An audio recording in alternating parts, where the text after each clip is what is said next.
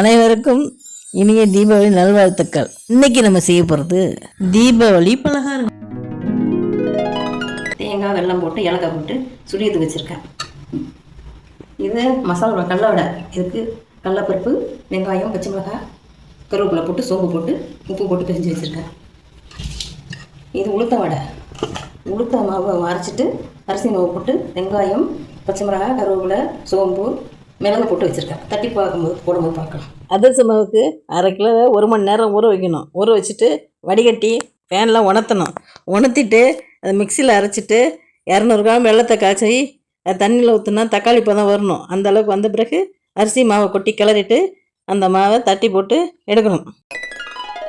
அடுத்ததாக கடலை வடையை தட்டி போட்டு எடுத்துக்கலாம். சுழி உருண்டையை சின்ன சின்னதாக ஊற்றி வச்சுக்கணும். ஒட்டி வச்சுக்கிட்டு மைதா மாவை 2 கரண்டி போட்டுக்கணும். தேவையான அளவு உப்பு போட்டு கொஞ்சம் கொஞ்சமாக தண்ணி ஊற்றி கட்டிப்படாமல் இந்த பக்குவத்துக்கு கரைச்சிக்கணும். இந்த மாவில் ஒரு உருண்டையை எடுத்து போட்டு பொரிச்சு எடுக்கணும். ஏன்னா 2-3 போட்டால் ஒட்டிக்கும். கையை தண்ணியில் நனைச்சிட்டு வடை மாவு எடுத்து உருட்டி தட்டி போட்டால் புன்முருவல் வந்தால் உளுத்த வடை ரெடி. பாப்பழம் செய்கிறதுக்கு 2 கரண்டி மைதா, 1 கரண்டி இட்லி மாவு, 1 கரண்டி தேங்காய், 1 கரண்டி சீனி போட்டு கொஞ்சம் தண்ணி போட்டு கொஞ்சோண்டு சால்ட்டு போட்டு கரைச்சிட்டு எண்ணெயில் ஊற்றி பொன்முருவில் வந்ததும் எடுத்தால் பாப்பழம் ரெடி. இதை எங்கள் ஊரில் பாப்பழம்னு சொல்லுவாங்க. உங்கள் ஊரில் என்னன்னு சொல்லுவாங்கன்னு கமெண்டில் சொல்லுங்கள்.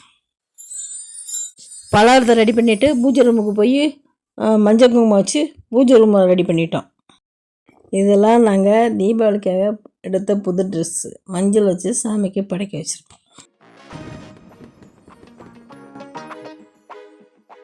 இந்த தீபாவளி கொண்டாடுறதுக்காக சொந்த ஊருக்கு கிராமத்துக்கு வந்திருக்கோம். இந்த நீங்கள் பார்த்ததெல்லாம் கிராமத்தில் செஞ்சது.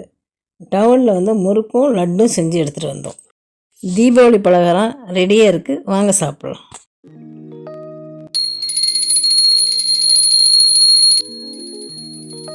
தீபாவளிக்கு வெடி வெடிக்கலாம் எப்படி? தீபாவளி நைட்டுக்கு வெடி வெடித்தோம். இனிய தீபாவளி நல்வாழ்த்துக்கள்.